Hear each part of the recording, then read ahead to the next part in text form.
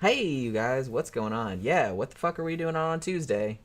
People are asking what the hell happened. Because normally, comment section. normally we would be doing the movie review on Monday, but we had a little bit of a issue, and it didn't. Well, okay. Before we get into it, and I know people are going to be like, well, why don't you actually talk about the movie like it says on the title? Just think of these as like, these are like the trailers. Yeah. Like the commercials or the trailers. Like if you go to the theater. As soon as we start streaming, people start showing up, and they come up late, but you would see them start coming in. It's like, okay, they're streaming now, so they start logging in. Right. All right.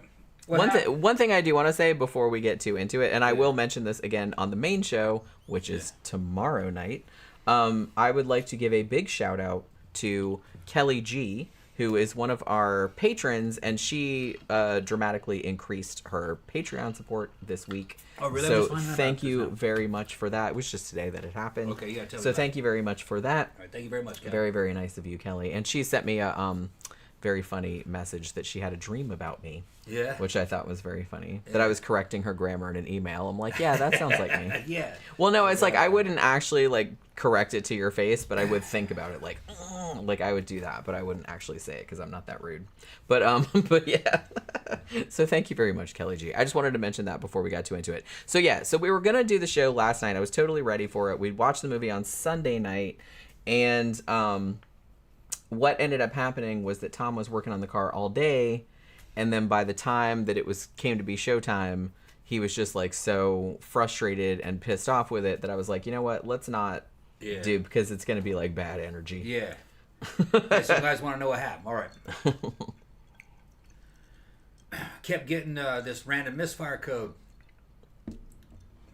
So I changed spark plugs, changed coils. I even put an upper intake manifold in case there was an exhaust leak. I kind of pretty much figured there wasn't, but that intake manifold was time for that to go anyway, because it's a plastic one on this particular kind of car. So I did that. It ran a little bit better. Those spark plugs that came out were just shit. So I said it's got to be something else. So I put some gauges on the Schrader valve on the fucking fuel injection loop on top of the engine, and proper fuel pressure should be between 30 and 40 psi. It came back as 20. So I was like, ah, shit, man. Bad. Low fuel pressure, of course it's misfiring. So I put a fuel pressure regulator on it, and it jumped up to 27, but the minimum is 30. So I said, okay, pump's not pumping at 100%. It's the car's at 101,000 miles. That's about time for a fuel pump to be changed out. So I got a replacement fuel pump made by Bosch, and I was going to put it in the cartridge and just fucking put it back into operation, be fine. Got underneath the car, removed wheels, got underneath the car, fucking loosened up the fucking fuel pump, started taking it out of the wall. Actually, I unplugged a sensor on top of the gas tank called the fuel tank pressure sensor. Unplugged it there because you have to unplug it there in order to get the fuel pump out. Put the new fuel pump in, put it back into the tank. Went to go plug the fuel pressure sensor into the wiring harness, and it broke off the top of the tank. Yep. And it's in between the bottom of the body and the top of the tank. You got about an inch to work with, and it's about 5 inches back that you can't reach it. And the bottom of it broke off. It's kind of like threaded where it twists in, and it's just sticking in the tank. The car supposedly will run without one. Most cars will, but it'll throw an engine code because it wants to know the fuel pressure inside the tank. I went to go turn it on to see, and there was nothing. No power going to the pump. So I pulled the pump back out just in case I, by chance, fucking hooked it up wrong. It's just so goddamn simple. No, it's hooked up. So then I was thinking, well, maybe Bosch sent me a faulty fuel pump. So I put the old fuel pump in it and then put that back in the tank and tried again. Nope, dead. Still is not working. Pulled it back out, put the new one back in it, buttoned it up, and said, fuck it, I'm going to send it to the shop. Because the only way to get on top of that tank to repair that sensor, and it's a fucking $60 sensor, and it's part of your emissions, it really doesn't need it to run, really. Well, it might a little bit. Only way to do it is to drop the tank. and I don't have what it takes to fucking remove this fuel tank here. When you're putting the fucking to get the tank up tight against the car, Ford sends you these big long bolts are about that long. I guess they're about that long. And you put the straps in them and you fucking tighten them down and it lifts the tank into position and they're scored in the right spot so you can grab them and wiggle them and they'll break off. That way you don't have big extra stuff sticking, because if you get a rear end collision, that could pierce the engine. Yeah. So, but that's just something that you need to be on the lift. I was working on my back all fucking day. Yeah, you just jacked it up in the driveway. Yeah, jacked it up and put it up on jack stands. I hate working on my back. I got a bald head. My head keep getting in the concrete, getting sand all over. Got fuel all over myself. I was smelling fuel all fucking night because it just burned my neck and nose. You know, he kept like leaning over and be like, "Do you smell like it?" I'm like, "No, you just." I said, "You just smell like your swagger." Yeah. Your Old Spice, like your body wash. Yeah. I was like, "That's all I can smell. I couldn't smell any fuel." But he just kept saying, I keep smelling fuel. So I was real frustrated. Yeah, so he was like in kind of a bad mood. Yeah, so I called Understandably. I called a shop that had a tow truck. They came up here and picked it up. And they took it to the shop. Yeah, this morning they came in. And I talked to the mechanic over the fucking phone and told him exactly what I did. He's like, "Okay, I'll check it out." He says, "I'm behind, but I'll look at it later." I said, "All right." He knew what I was talking about. They've still got the car. They got it. It's been there since noonish or 1 o'clock this afternoon or whenever they came to get it. He's like, I'm kind of pressed for time, man. I'm backed up. And I said, I don't have really a time limit. I was just hoping to get it back this weekend. He's like, okay, yeah, as long as we have it back by Friday or Saturday, I mean, that's fine. We didn't really have anywhere immediately that we had to go this week. And like I said, if we desperately need something, it's like Dollar General is right there. We could just walk there. Yeah. So that's nice. But or we can just order it on Amazon and it'll show up the next day. So I was pissed that what I thought was going to be a simple job ended up being complicated by something breaking. Yeah, so like I said, he was understandably he was like all sweaty and tired, and I was like, "Look, do you just want to push the show back to Tuesday? It's not that big a deal. You know, I know you're not really probably in the mood for it." And he's like, "Yeah, that's a good idea." So we decided, in the roundabout way, that we finally got to that. That's why we pushed the movie review back to Tuesday. Although we did watch this movie on Sunday night. And again, I want to give a thank you to Calexico Mom. The one who sent us the $100 gift card. Yeah. This was one of the movies she recommended. Now, I had seen this before, probably 2 or 3 times, like over the last few years, and I remembered really liking it, so I was like interested to watch it again. You'd seen it, right? Once? Yeah, I'd seen it before. Yeah, I feel like you had seen it before, but I didn't remember it real well. Because I feel like we watched it together, and I had seen it like once prior to that, I feel like. Yeah, Murder Hornet says some cars are hard to work on. Yeah, but not this one. This is a Grand Marquis, same as a Crown Vic or a Lincoln Town Car.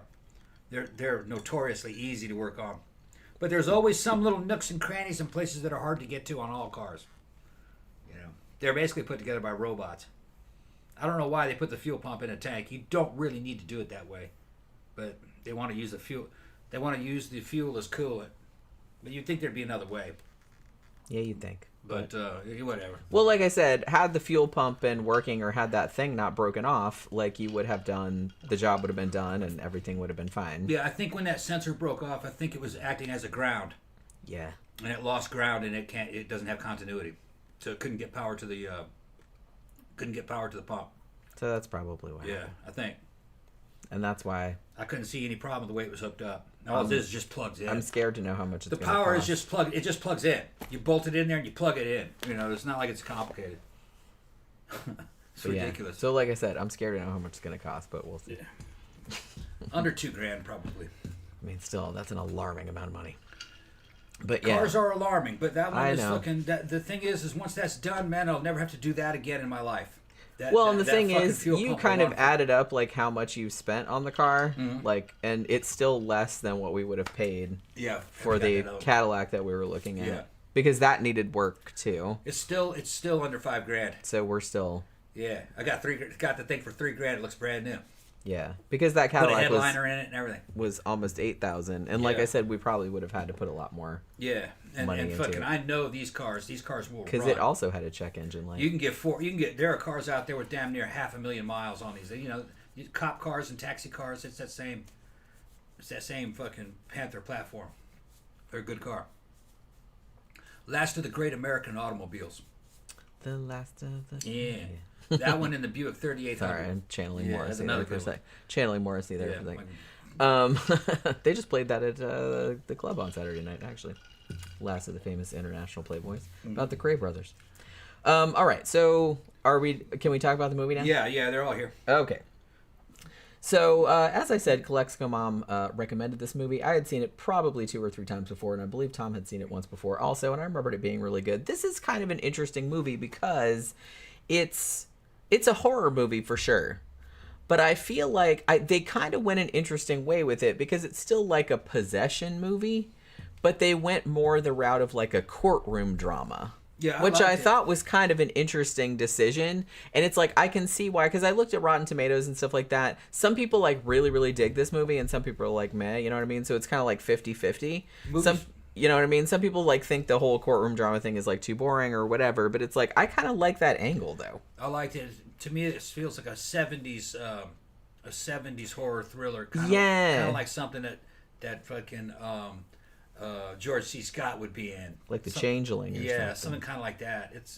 I wouldn't call it a slow burn per se, but it's kind of portraying this from the point of view that they're sending this priest to court because the girl died during the exorcism, and he's trying to defend his case, and there's a prosecutor in there making him look like a fucking fool, for believing in demons and shit. It's a good movie. And you know it happened because they're showing you what happened in the possession, too.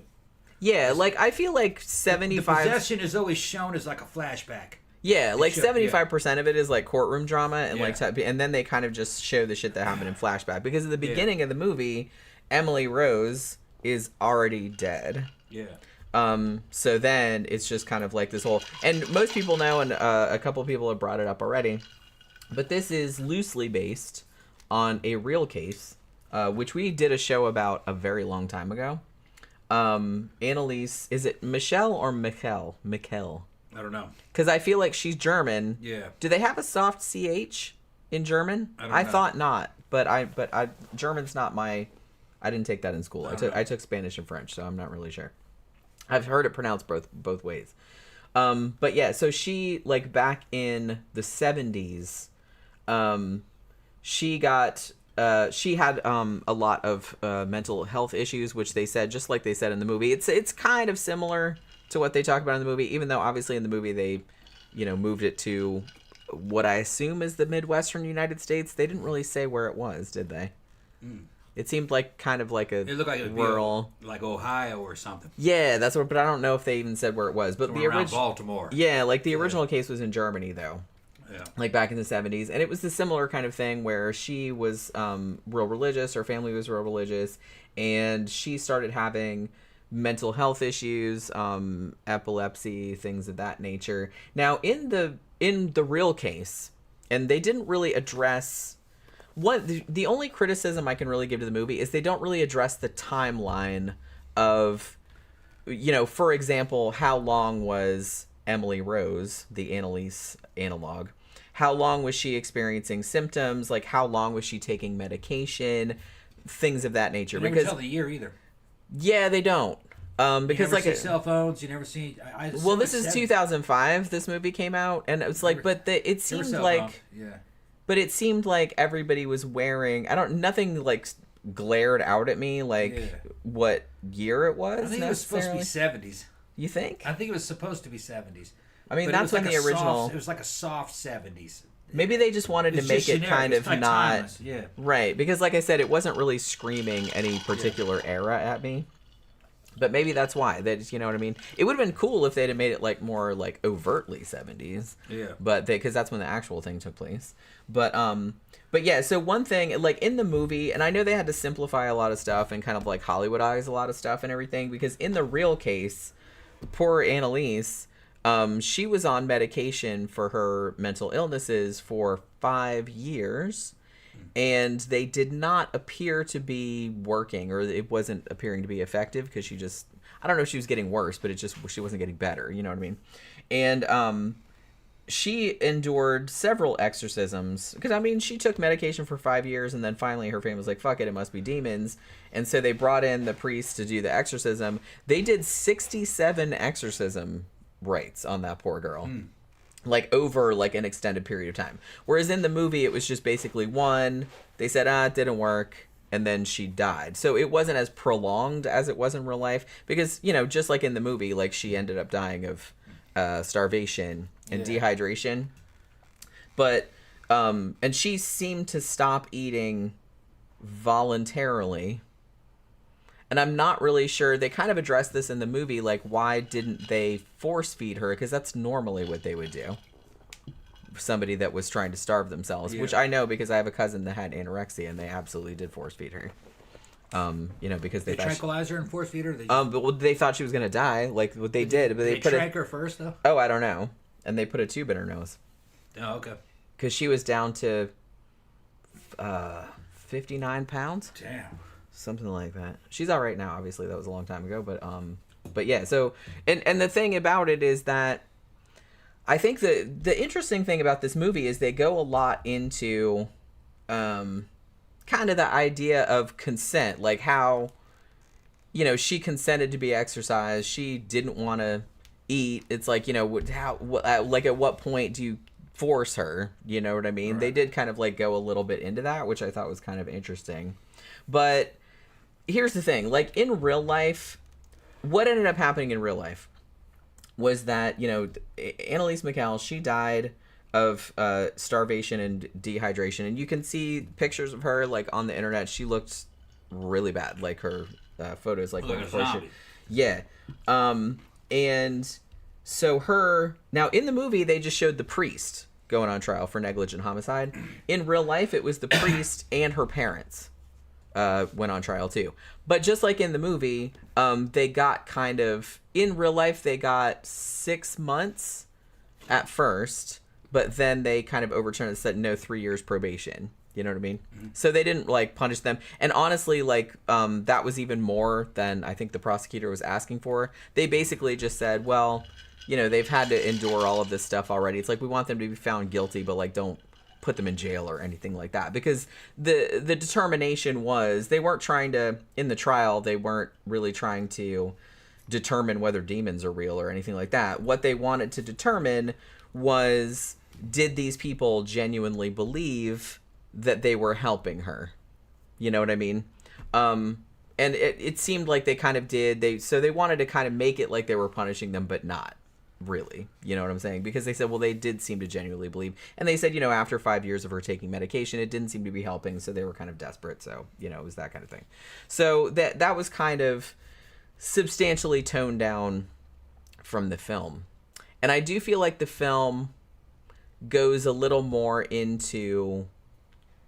I'm not saying that the film is like positing that demons are real, because all of the stuff that happens to, for example, the defense attorney, who's played by Laura Linney, that's all kind of has plausible deniability.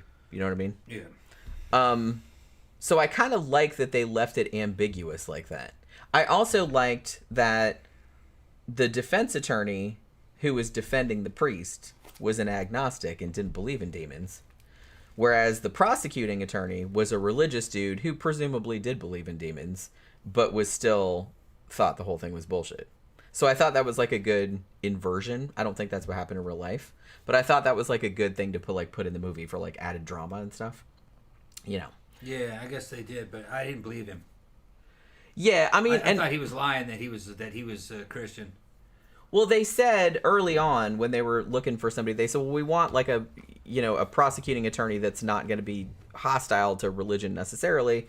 Okay. He wasn't a Catholic like the defense was, like the defendant was, but he was a Methodist, which they were like close enough, I guess. But you know what I mean? Yeah, kind of like the Protestant and the Catholic get along. The Catholics. Well, I know that's what I'm saying, but it's just kind of like, well, they just wanted it the appearance of like not looking like they were like they wanted some atheist up there being like, what the fuck, you know? If it was Islam, it'd be like a Sunni and a Shia. They fucking hate each other. But it's not as bad as it used to be. Yeah, I'm not real sure like what the relationship between Catholics and Methodists are. I kind of felt like that was not quite as contentious, but you know what I mean. But yeah, so this movie was directed by Scott Derrickson, who also did the fantastic movie Sinister with Ethan Hawke, which we have yet to review, and we probably should because I don't think I've seen it. I really like that movie a lot. You would probably like it. Scientifically, they did a scientific study a few years back looking for the scariest horror movie, like measuring people's brainwaves and shit like that. And Sinister was the one that won. Really? Yeah. I don't think it's the scariest movie, but it is pretty scary. I thought it was pretty scary. But it's really well done. I really like it. It is scientifically proven to be scary. Yeah, and I'm sure that it's like, ooh, we're gonna use that on our like marketing from now on. But yeah, Scott Derrickson also did The Black Phone, nice. which was a really good movie based on a Joe Hill novel. And he also did maybe the first Doctor Strange movie. I feel like he's like done some other movies as well. But I like Sinister and The Black Phone better than this one. But this is actually a really good movie. And like I said, I like that they took essentially a true story and like a possession story and did some different shit with it. Because exorcism movies are like, why? Like they have so many and it's just kind of like they're all kind of the same. Thank you. But this one, like they try to do something different with it, and I thought that was kind of cool. But yeah, so Laura Linney plays the defense attorney, and the great Tom Wilkinson plays the priest, Father Moore. And now he's British, is he not? Because he does a pretty passable American accent in this, which I've noticed that a lot of... Because every other movie I've seen him in, he's British, isn't he? Every other movie I've seen him in has been a British movie. But this is the only time I've ever heard him talk in an American accent. I'm like, hey, he's doing pretty good. But yeah. So basically, and Jennifer Carpenter, who probably most famous for playing Dexter's sister on the Dexter show. And yes, there have been jokes about the Dextercism of Emily Rose because of her. Now, I guess Jennifer Carpenter, was this before or after Dexter? Because when did... I don't know. I don't remember when Dexter started. Good series, though. But and like I said, and she was great, like, as his sister. She was one of my favorite characters. Yeah. But she's great in this, too. Like, she really committed. And actually, Laura Linney recommended her for this movie because they had worked in a play together or something like that. And she's like, oh, get this girl. She's great. And the thing about it is, like, all the possession shit she does in here, like, all that bending backwards and that fucking, when she's all... fucked up and everything like that, that's not none of that CGI or anything like that. She just did that.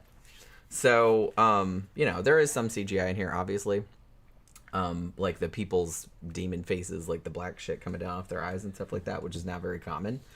I don't know where Danny Rolling Ghostface is from. He says that Catholicism is the creme de la creme of religions because it has demons. So where the fuck you been, man? The fucking so Southern fun. Baptists are the fucking, that's the damn near exorcism cult. It's like an exorcism cult. That's what they do. That's all they do, worry about fucking demons and Revelations, the second coming of Christ and fucking the Antichrist. Danny says, which I don't blame him, man. That's the most interesting part of the New Testament, really. Is all that apocalyptic shit. Well, all really, the horror shit is the fun shit, obviously. That's going to be the stuff I'm going to be into. Yeah. All the other shit's kind of boring. Very kind of Southern Gothic. Fucking, rednecks from the South, fucking the preachers are like, we're going to home right in on the good stuff. We're going to talk about demons and the Antichrist. They like that one, yeah. Demons and monsters. Demons and monsters, yeah. So I think that's what Ed and Lorraine Warren, weren't they Baptist? You know what? I don't know. They were Baptist. Maybe they were Catholic, but I thought I thought they were Catholic. Well, man, we've done 2 shows about the Warrens, and I can't even remember that. Forgot. My atheist ass. I don't know. It's like it's all the same. I know it's not, but it's like I don't remember. It's like to me, it seems all. My grandpa, the one that was involved in JPL and NASA and all those other fucking defense contractors, he was a Southern Baptist, and he was actually qualified to be a minister. That shit. Yeah, Eric said the Warrens were Catholic. That's what I thought. They were Catholic? Okay, That's what I thought. Yeah. Yeah, they were from Connecticut. Yeah. They weren't Southern. Yeah, Protestants have that too. Yeah. Yeah, so a lot of the religions have demons. Mm-hmm. It's just I feel like Catholicism is kind of the biggest, like, flashiest one, you know what I mean? Because they have like all those really cool cathedrals and all the stained glass and shit. Yeah. Best music. All the outfits and everything. Yeah. But yeah, so you don't get to see too much of this, but in this movie, but because it's like I said, it's mostly a courtroom drama. But like I said, I kind of like, I don't know, I just really like the way they approached it. Is it a scary movie? Not really, but I kind of feel like the flashback shit some of the flashback shit is good. Like I really like Jennifer Carpenter in this. I really like her physicality. She does like a really good, but I also like too that from a point of view of like a possession movie, they don't overdo it. Like they have a big flashback scene at the end, like where they're showing the exorcism and she's running out to the barn and like fucking eating bugs and, you know, bending backwards and flying. Yeah. Did she levitate? No, she didn't. But you know, she was like bending backwards and stuff like that, making all the horses run out the barn and sitting talking in different voices and shit like that. But I like that they kind of kept it. They kept it like ambiguous. Yeah, whether or not she was actually... like the shit that she was doing that absolutely could have been, you know, what did they call it, like epileptic psychosis or psychotic epilepsy or whatever they called it. It absolutely could have been that. It absolutely could have been mental. And she wasn't doing anything supernatural. You know what I mean? Like you could argue that, you know, when they played the tape of her talking, which was based on, I don't think that was the real tape of Anneliese Michel, but because you can listen to that online too. And I think we played it during the show that we did about her. But it sounds like two different voices. Now, one thing that I will say is that in the courtroom drama part where they're like playing the tape, and it sounds like two different voices like coming out of one person. And then the prosecuting attorney, who's played by Campbell Scott, by the way, he's saying that it's like, well, you know, Tibetan monks, they can do that throat singing thing because you have two sets of vocal cords and can make two different voices and stuff like that. Now, that's true up to a point. Some people can actually do that, but you can't actually say two different things at the same time or anything like that. You can have two like different pitched kind of voices, but it's generally the same word thing, huh? and it takes like a lot of training to do that. So you know, it is possible, you know, to have two, like what sounds like two different voices coming out of the same person, but not saying two completely different things. Yeah, that's all. Yeah, they leave it ambiguous to whether or not she was actually possessed. But if you look at the flashbacks, she may as well have been possessed. That was some wild shit she was doing. My take on it, my interpretation was that she was possessed.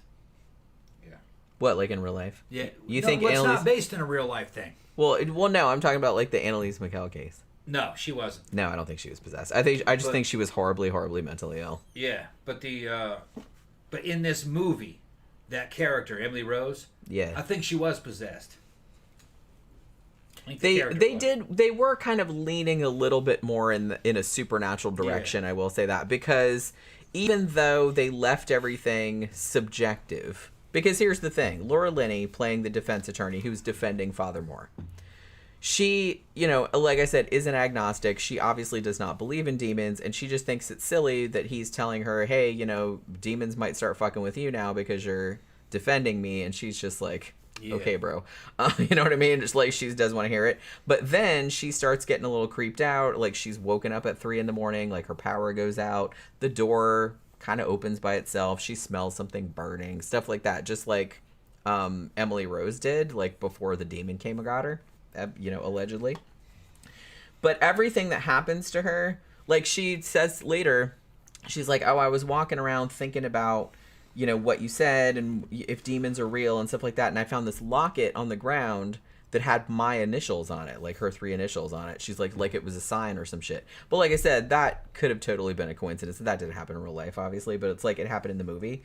And then the other supposedly quasi-supernatural thing that happened was that the doctor that was at the exorcism, that was like the last minute, you know, witness or whatever, and he comes there and didn't show up.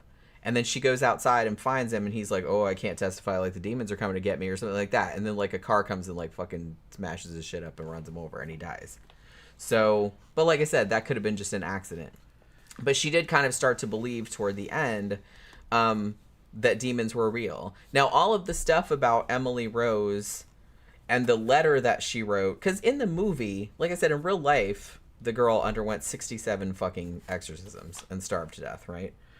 In the movie, it seemed like it was just one kind of intense one, and it didn't work. Like the demons didn't come at the 6 demons that were in there. That's what they said anyway.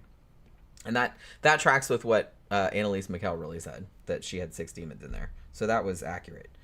But there was just one. The demons didn't come out, so the exorcism failed. And then Emily Rose supposedly wrote a letter when she was lucid saying that the night after the exorcism had failed, the Virgin Mary appeared to her and basically gave her a choice, which was not really much of a choice, to be honest.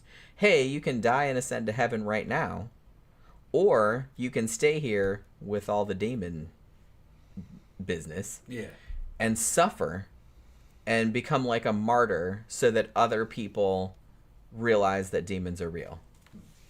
So she decided she was going to do that because she was like a saint. You know what I mean? Like I said, that obviously did not really happen in real life, but I don't know. Like, here's the thing. I kind of feel like even in the universe of the movie, that didn't really happen, though. You know what I mean? Yeah. Like, she's just kind of like, she suffered, and the people are like, maybe... Well, people already believed that demons were real, still believe that demons were real, and people that didn't believe that demons were real still did not believe that demons were real. People that believe that demons are real are now calling her a saint. Yeah, so I guess that worked. It's all your point of view. But I thought the whole Virgin Mary deal was that if you stay here and suffer, more people will realize that demons are real and that they need to like come into the fold or whatever. And I don't. It just says more. It doesn't give the numbers. So it might just be one more. More 2, 3, 4. It's just the more, you know. It doesn't seem like a great deal. And the thing about it is that I was kind of thinking about this while I was getting into like an existential thing while I was watching the movie, because I'm like, man, what a fucking shit. Because this apparently, like in the universe of the movie, and even in real life, the girl was very devout. She was supposedly very, she was very sweet. She was very generous. She was all chaste. She was just, she was just a very, very like good person. Mm-hmm. And the fact that if your God existed and did that shit to you for being a good person, fuck that. Well, it's like the story of Job. I know it is, but it's like, I thought that was fucked up when I was a kid. The first time I read that, because like when I was a little kid, like my grandma, I think, like gave me a book of Bible stories, and the first time I read that, I was like, that is fucked up, and I think I was like 6. Yeah. I was like, I don't like that. Not one bit. Satan's only battling over the people who are fucking believers and that they're real good. He's only battling over the good people, not the bad people. He's already got those. Our heathen asses, he doesn't care about So he's got to test the good. Just like in the story of Job, he appears before God in heaven. There's a reason why that. The devils can go to heaven. He's not in hell. It's a different set of demons. Those are the ones that were enchained in the earth for crossbreeding with humans and creating the Nephilim. All right. Satan and his angels are not in hell. They're free. They're in charge of the earth in the story, and they can go to heaven. Satan is probably more of a title. They think it means prosecutor. And he tells guys, says, "Hey, look at your servant Job.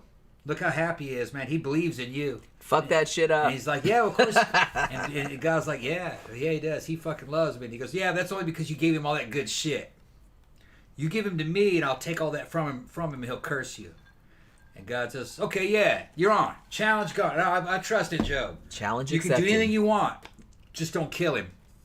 And he's like, "Okay." Just make him wish he was dead. Yeah, so he goes down there and much more fun. Kills his whole family with diseases, gives him boils, fucking makes him impoverished and everything. He still never curses God. And then fucking God tells Satan, "Okay, man, you lost that fucking bet, dude. You lost. I still got him. He's loyal." And he's like, "Okay, you got that. You got that, God. You won." And then God gives him like 10 times over everything they lost. He's got like 5 wives now and fucking 1 million children. It's just a morality tale. Yeah. It just means keep your fucking chin up.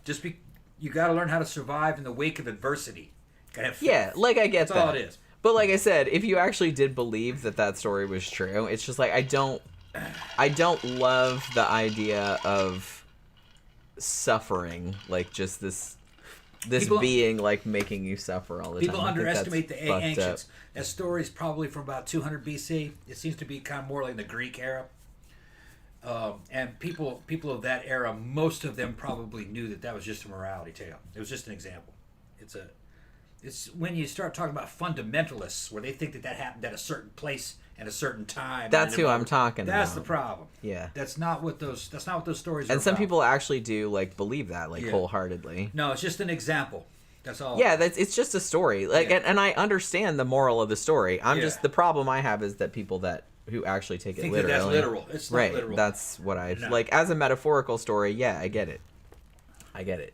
Erica said, when I first watched this movie at 3 a.m., someone rang my doorbell. Scared the crap out of me. No one was there. It still freaks me out. It was demons. Danny says, Jenny, if you don't believe in demons, then would you ever play with a Ouija board? I have. Ouija boards don't play back most of the time, if you're honest about them. I mean, it's just Parker Brothers. Yeah, Parker Brothers. I got it at a toy store. They don't summon demons. If you burn them, like, you don't escape. It's fine. It's fine. It's just so funny to me, like, every time. Yeah. It's just and like here's the thing. She's seen paranormal stuff. It's just not that. Not that. Yeah. I mean, it's a lot weirder and it's a lot more simple and it's easier to explain. It is paranormal, but it's not breaking the laws of nature. It's not supernatural. It's just that we don't really understand everything about physics. Yeah, I think that's all it is. Yeah. But I absolutely do not believe in it. Has to do with quantum consciousness and the quantum soul theory and all that. Matter and reality isn't quite as real as you think it is. Especially the stuff that you're not looking at. Consciousness makes things more real.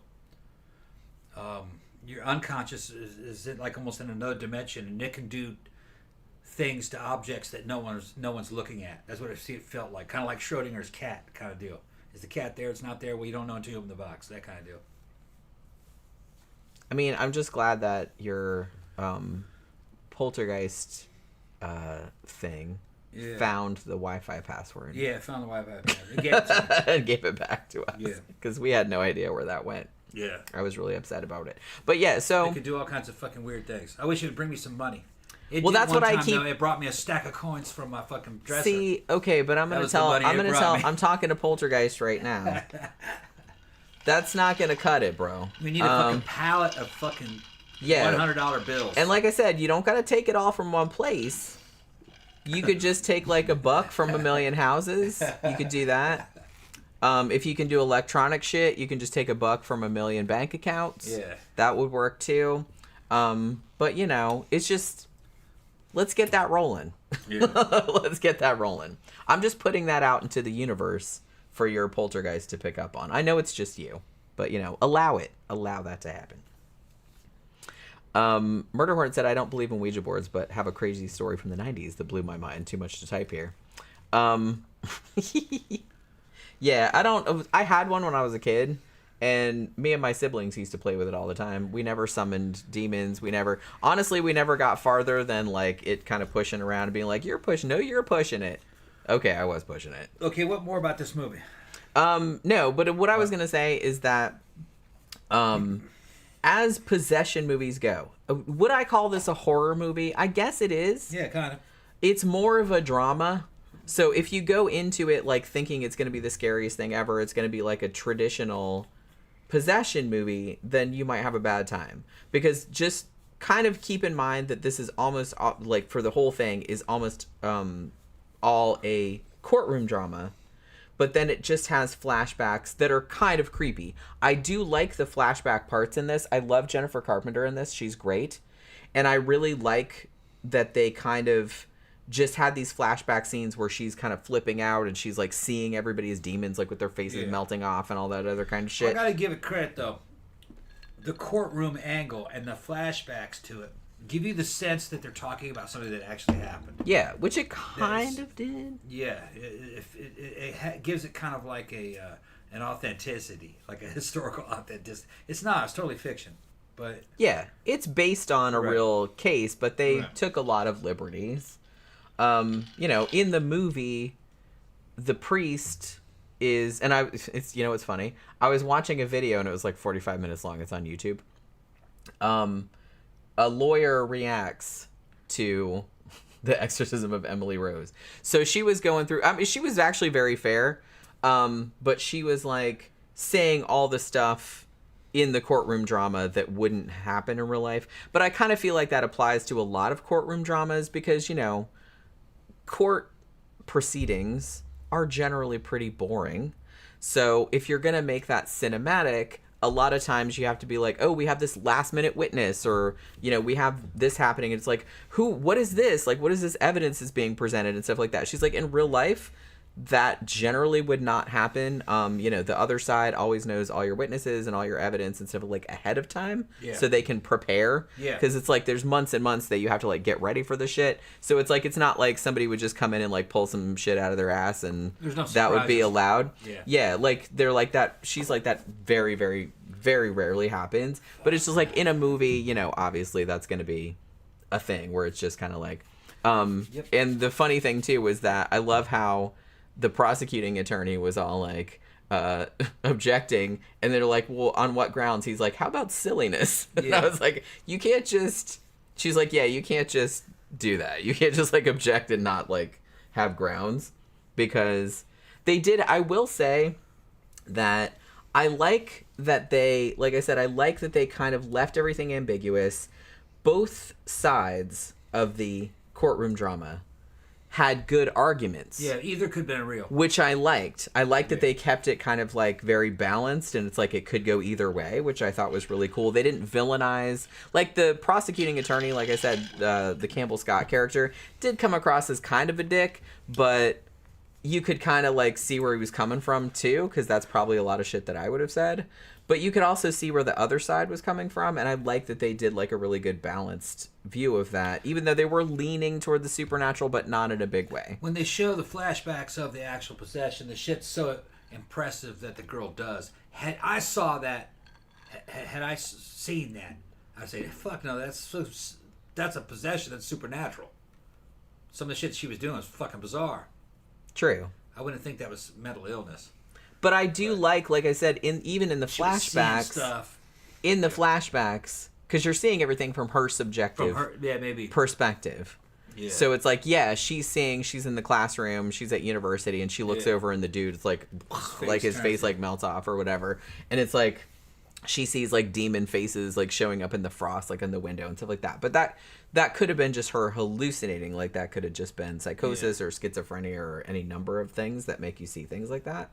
And I kind of feel like that was the case in the real Anneliese Michel case as well, because I just think that poor girl was just like drastically mentally ill, and it's like really sad that they couldn't find a medication that would help her. And I understand why her family were finally just like, fuck it, maybe she's possessed by demons, you know what I mean? Maybe we'll go that route. Like, I get it. Like, I get why you would do that after that length of time if she wasn't being helped and she wasn't being so it's like, so like I said, the movie, they didn't really give a good timeline of how long it had been, like how long was she on the medication. And I think the medication they talked about in the movie was, what was it called, Gambutrol or something like that. I think that was made up.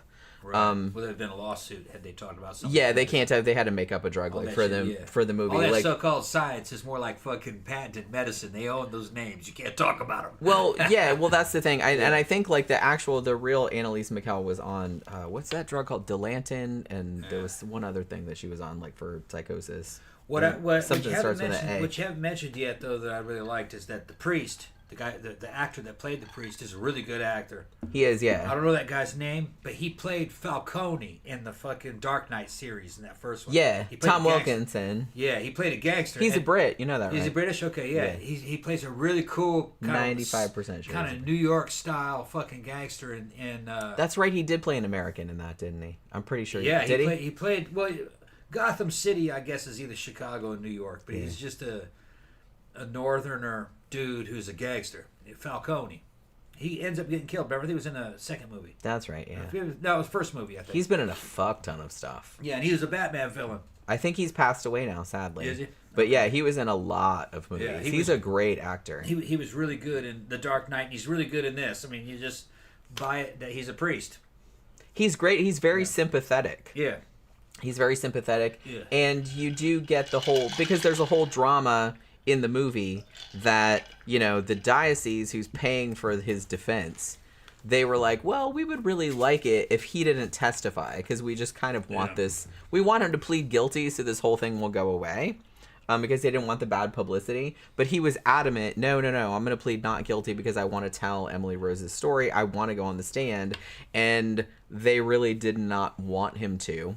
High Desert said he passed away not too long ago. I thought he did, yeah. Yeah, that's something else, man. Fucking people die like that. It's weird. Yeah. I mean, he was older, but... Yeah, that was a long time ago. These movies are pretty old now. So he'd probably been in his 70s.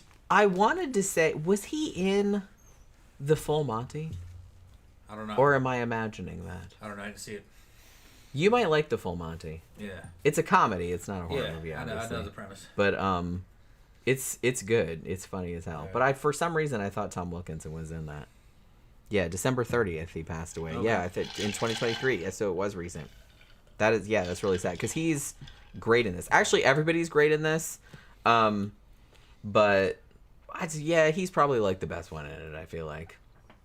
But, so as I said, more a drama than a horror movie, but that's okay. I kind of feel like they're doing something different with the possession thing, and I kind of like, they fictionalized Anneliese Michel's story a little bit, but I think to good effect.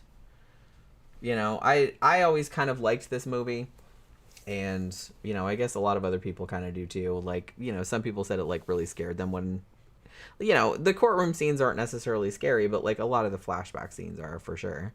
Like they're kind of creepy, and like there's not only stuff where they're talking about Emily Rose talking about her being possessed, but there's also scenes where Father Moore and the defense attorney Laura Linney, where she's having shit happen at her house and he's having shit happen to him, like in his jail cell, like he's seeing fucking shadow figure that he thinks is Satan and all this other kind of stuff.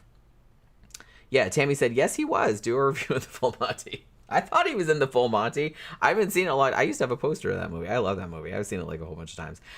That's one of those movies that it's like either Tom's really going to like that or really hate it. I'm not really sure. I love that movie though. I thought it was hilarious. And I love, shit, man. What's the name of the actor that was in it that was like kind of the main guy? He was also in Ravenous, and he was in 28 Weeks Later. I'll think of it in a second. But yeah, he was in it too. Let's see. Yeah, they did a limited series of The Full Monty. Same guys. Oh, yeah. Who died? Tom Wilkinson. Late last year. Who was in this movie? Robert Carlyle. Thank you. That's his name. Did we do we did a review of Ravenous, right? That he was in? I thought we did. Yeah. That was a great fucking movie. About Wendigo kind of thing. But I was saying we were talking about The Full Monty, and I said, oh, Robert Carlyle is in that too. And like I said, he was in 28. He wasn't in 28 Days Later. He was in 28 Weeks Later, the sequel to the Danny Boyle movie. Talking about people getting old. Oh, and Trainspotting, yeah. He was also in Trainspotting. I was watching a YouTuber I watch who was talking about how millennials are bragging about how well they're aging. And then they showed a bunch of boomers. They showed the cast of Cheers. And those people looked old as fuck. And the oldest one was only like 35. Isn't that funny? Woody Harrelson was only like 20-something. Yeah. And all they were young. All the other characters that they look like they're dudes. They look older than me. They look like they're in their fucking 60s. They were like 35. I'm telling you, man, it blows my mind. Like when I go back and watch like old movies and old TV shows and stuff. Yeah, how fast people aged. Yeah, people look like old as fuck, and then like you look at later and it's like, yeah, they were 29 years old. I'm like, no. What the fuck? You look like you're 55, 59. Yeah. Yeah, I was like, yeah, you look older than I do. Holy crap. And I'm like twice as old as that. It's funny. I don't know if it's just. I'm sure it's a bunch of factors. I think we've talked about that before. Fucking Tim was saying that he thought it was the miles. Gen Z people don't live very hard lives. They mostly living behind screens and fucking. They're not doing real strenuous shit, and their metabolisms may have slowed down. But boomers ran themselves into the ground. Lots of stress. They fucking smoked and fucking drank a lot. Yeah. They got overweight. Yeah. Because what they were eating, they ate a lot of it. Yeah, they ate a lot of crap. The food was good. Yeah. And they ate a lot of it. Yeah. Yeah. I think they weren't really thinking about health concerns. No. There wasn't really a lot of 2 packs a day. Health consciousness until like the 70s, I feel. Right. Well, it didn't really. No. 70s. Health consciousness actually didn't kick in until the 90s, I think. Yeah, like in a big way, I guess. Yeah. And the sun, Danny. So yeah, they kind of laid out, because my mom did this too. Like she just laid out on the beach and just got Part of it was those leather. fucking haircuts and the clothes that they wore too. Yeah, I think that's for sure. Yeah. Thank you, Ben. Ben gave us a super chat. Oh, thanks, Ben. It's a hoax. Robert Carlyle lived. Yeah, we weren't talking. Yeah, Robert Carlyle didn't die. Tom Wilkinson died. Yeah. He was also in the Full Monty, and he was also in this movie. So that's who we were talking about. He died late last year. He had good range, that guy. He could play a gangster, or he could play a priest. He was good either way. Yeah, I saw him in, like, honestly, I've seen him in a vast number of roles. See, this is why I'm always kind of... He died. I didn't know he died. Yeah, I'm always like a vast number of, like, character actors that you see them in, like, everything. And you never really remember them. And you never... Like, I remember him because, like I said, he was in a lot of British movies, and I remembered his name and everything. But, yeah, he's played all kind of roles. I remembered him from playing Falcone in the Batman. Batman. That was... And he was going... People like you, you know, remember he's talking down the young Bruce Wayne. You don't know people like us, you know. I thought that was a really good, kind of good scene. Had a lot of impact in it. Yeah, he seemed very intimidating. Yeah, but it's funny. You see him in this movie, and he there's no physicality to him at all. Little stick arms and just. Well, he just seems very in this face. He's very intimidating. Yeah, in that fucking Batman movie. Yeah. And I think, like, even in some British movies, he played, like, villains and stuff like that. But he can also play roles like this where he's just very, like, sympathetic and, you know, he's very soft-spoken. And just, like, he came across really well. And he was British, of course. They're the best actors, man. Like, I'm telling you. Well, like I said, they take the craft seriously. Yeah, I'm not an Anglophile. I'm Anglo-American, but probably more Irish than anything, right? Irish-American. In terms of bloodline, Germans and shit, and a lot of German names and Irish names in my family, French names and shit, a few Spanish. But the British, man, they were the best actors. And I was trained as an actor young. Me and fucking Gramthars went to fucking little drama school together. And some of our friends ended up being famous. So my ex-girlfriend is Marilyn Rice Cub. She's from fucking 24. Fucking some of the guys I went to school with are fucking working in Hollywood behind the scenes and stuff. And the British are the best when it comes to acting skills. And it's because they have that Shakespearean fucking heritage where they have to carry the torch. You know what I mean? It's an art. They take it seriously. That theater is fucking serious, you know, to them. And they are really good. They have much wider range, generally. Yeah. The best America, Hollywood, is going to come up with is a guy like Dustin Hoffman. And if you really watch him, I watch him now, you watch him with a critical eye, he wasn't that good. He was just very ballsy. He would take roles that he probably shouldn't have taken. He did run with them. He was good, very entertaining. I like actors like Hoffman. I like actors like that. It's still Dustin Hoffman, though. You know it's Dustin Hoffman, you know. That's one thing you don't America made forget. Movie stars. We didn't make actors. We made movie stars. Well, Britain made actors. And like I said, I kind of feel like a lot of actors that I like are generally like Brit or like UK centric. Yeah. Because like I said, they're more centered around the craft. They want to like disappear into the role. They're not like worried about, you know, like I said, and I know we bring up Tom Cruise all the time, but he's like big movie star kind of thing. Whereas like, well, I'm going to play this different role, but I'm still Tom Cruise. Yeah, you're going to see Tom Cruise. Right. But it's like where if you're an actor, you're supposed to go in there and be that character. You're supposed to kind of forget that it's that person. Being Southern, watching fucking A Walking Dead. I'm watching fucking the guy playing Rick Grimes, and I go, yeah, that dude, you know, I'm going, that dude's got to be from Georgia. I'm fucking proud that this is a British dude. Yeah. He was in fucking Love Actually. Yeah. That terrible. I haven't seen it. Romantic. I think it's terrible, but a lot of people really, really like that movie. But now the Brits will learn. I don't like it. The Brits will learn American dialects and get them right. Like I said, they take that shit seriously. Yeah, they don't just like blow it off or phone it in. I'm a native speaker, and I'm going like, yeah, this is Georgia. I don't know how he did it. He must. Most of the time, you'd never know. You'd never know. Most of the time, you never know. And like I said, I don't know why it's so... British people seem to have a lot easier time doing American accents than the reverse. Because 95% of the time you hear an American actor trying to do a British accent, it's pretty bad. It's pretty cringy. Look at Keanu Reeves. It's pretty cringy. And I love Keanu. Yeah, he's great. He's great. But, you know, he even Winona Ryder was kind of... Yeah, Dracula. Yeah.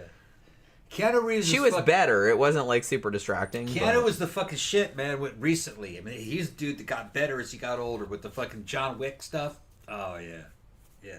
Fucking awesome. Oh yeah, definitely. Hell yeah. I love those movies. And he can ride motorcycles, and he can shoot. I've seen videos of Keanu at the range doing close quarter combat drills. That dude is fucking badass. He's very fast.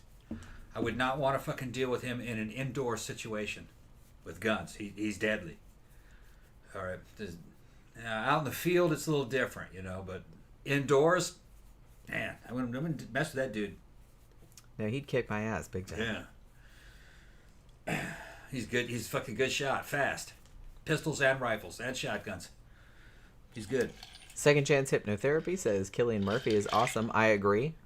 He's fantastic. Also, he's a British actor who also plays Americans, and you really wouldn't know. The first time I saw him was in 28 Days Later. I think that was the first time I ever saw him. But he's been in a fuck ton of stuff since then, obviously. Danny says, Johnny Depp did an okay English accent in the new Harry Potter film. Yeah, was he in the, what was the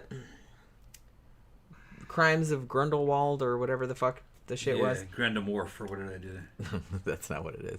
Grindelwald, I think, right? Yeah, something like that. Yeah, it was okay. Like, he did it all right. You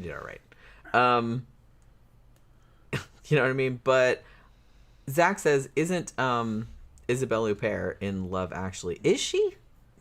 See, I don't like romantic comedies. They just kind of piss me off.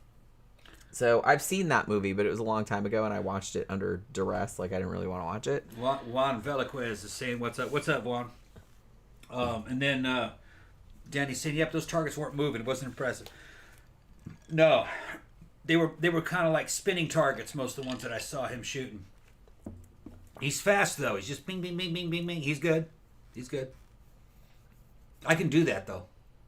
I'm maybe not quite as well-oiled as he is. It's been a while since I've been out shooting.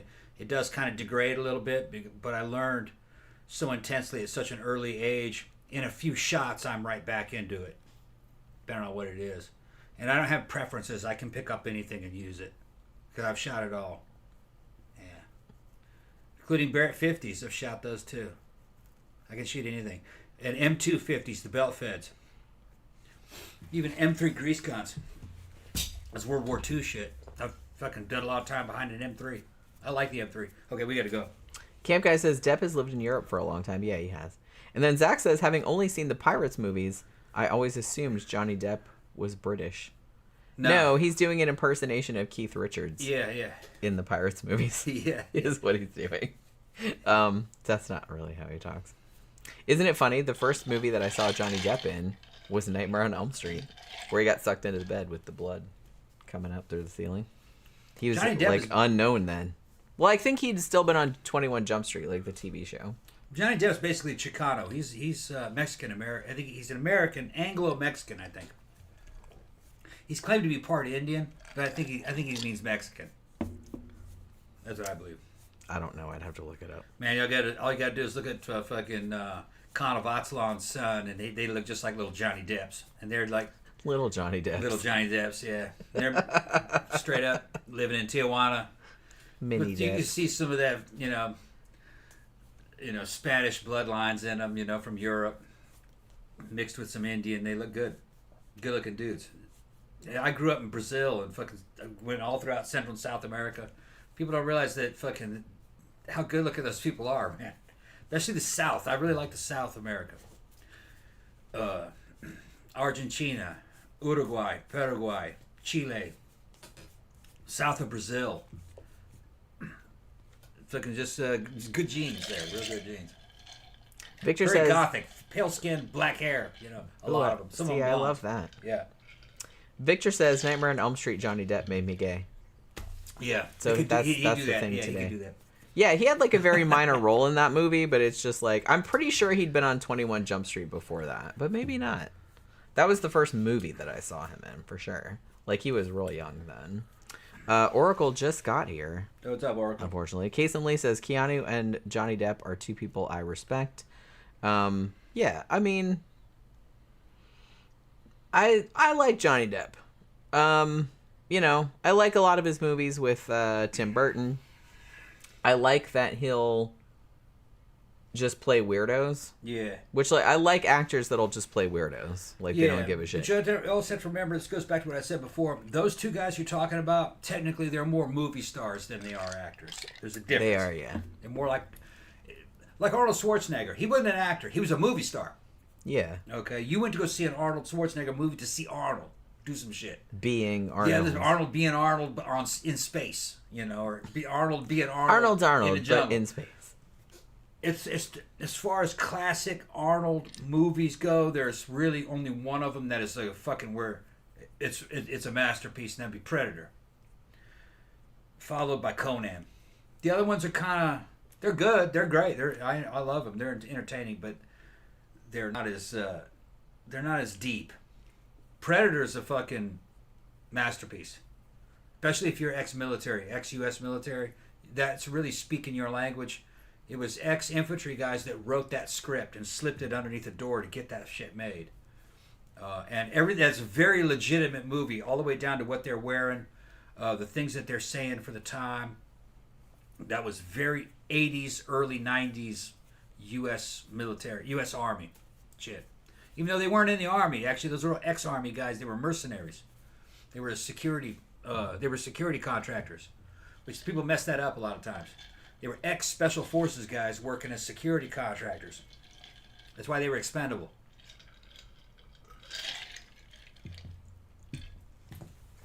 All right. So, I was trying to think of, like, other stuff that I need to talk about. But is there anything else that you need to say about this particular movie? This particular movie? It's a good movie. Yeah. It's a good movie. It's got good acting in it.